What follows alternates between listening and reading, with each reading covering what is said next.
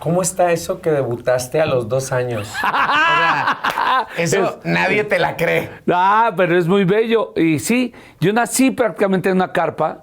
Las carpas para, sobre todo los chavos, eran, hagan de cuenta, un circo, un teatro ambulante.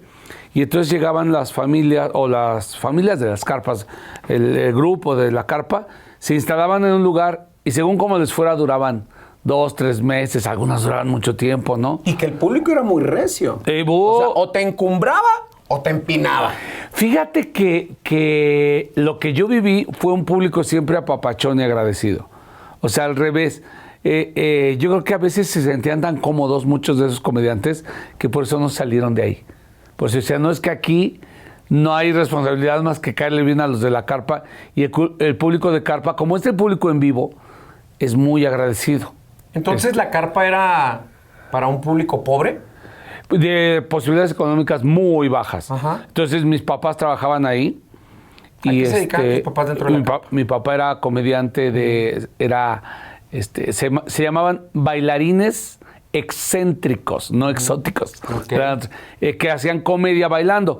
La referencia que alguien puede tener, que sus papás les platiquen, será resortes, había unos que se llamaban los Yorsis, hubo 3 parejas, digamos, que por ahí destacaron, que eran los Filipos, que nunca llegaron a televisión, nada, los Yorsis, que fueron los que más cosas hicieron por ahí, más famositos fueron en nivel cabaret, y mis papás, mi papá, que eran los Yergos, se llamaban.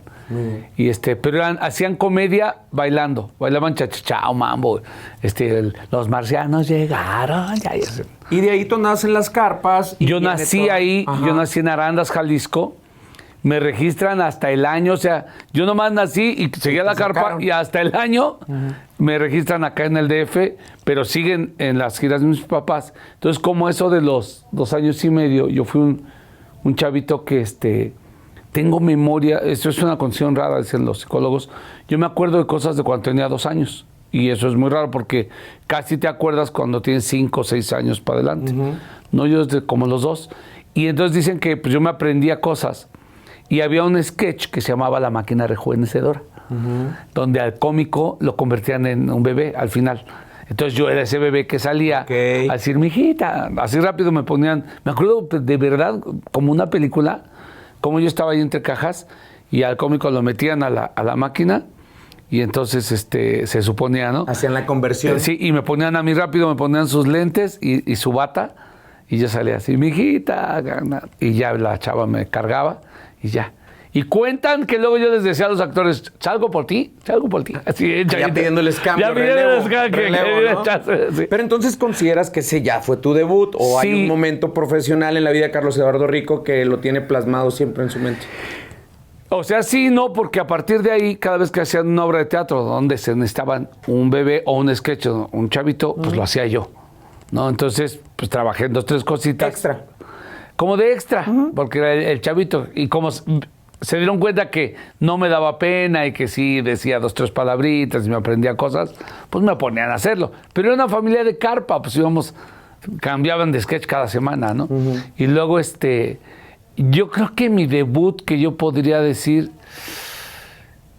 pues cuando fui a suplir a mi papá una vez. ¿En la misma carpa? No, en un cabaret que ya no existe, se llamaba El Siglo XX, que es donde filmaron aquella maravillosa película que se llamó Los Caifanes.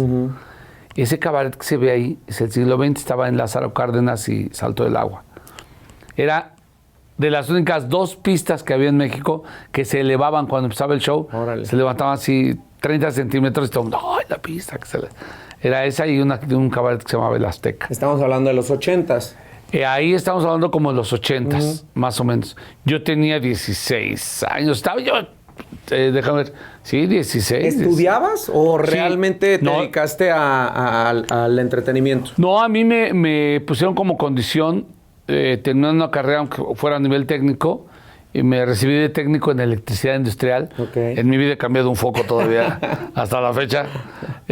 Pero tuve que estudiar para que me dejaran dedicarme al show. De hecho, me pusieron varias trampas para que yo me arrepintiera de dedicarme al show. Por eso es una de las razones por las que yo jamás he probado una droga, ni de probadita, ni a ver a qué sabe, y jamás no tomo alcohol.